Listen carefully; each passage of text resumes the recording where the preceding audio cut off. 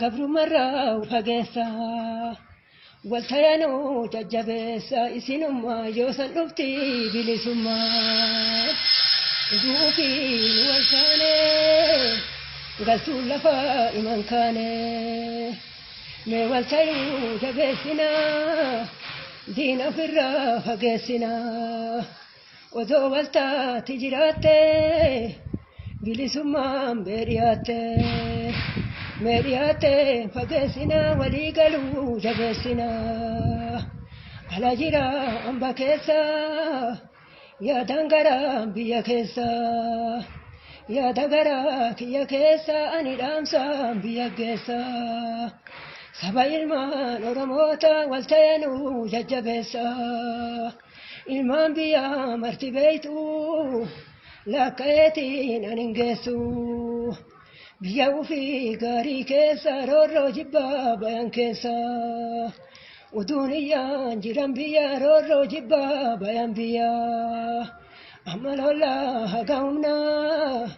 tokkon jiru namni luynaa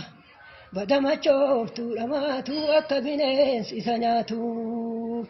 bada bineensa dayyuusee amma bineensi si yuusee akki duraa sun hin taatu simbalgallaa yataabbaatuun nullee ba'ee amma karaan si gubatee amma garaan yoo mayxitee arma taatee ankoo bariif goondarirraa nutti daatee maal qabdaree arma keessa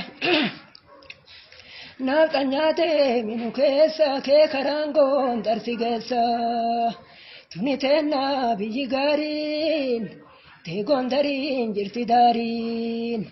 giddi baata amma keessa jiddu jihaadatu geessa haqateenna saamtee dhugaallee dhoysitee kan kee ijaarattee gibbiillee tolchitee gibbii mara diidee kennamaa onsitee katamaa fakkaata kakattaa soboroo waysoqaa barbaada nutu alaa galee keetu ima jira bada galtuu saree bada saree hattuu waraabessa gaaraa ilmaan oromoota martuu bilisa maanuun jetta baaraa bada saree hattuu bada gaddee bituu koree nutti mooyuu lamatan deebitu nurraa dhiisa gasuma amma agasii miti hafti haate.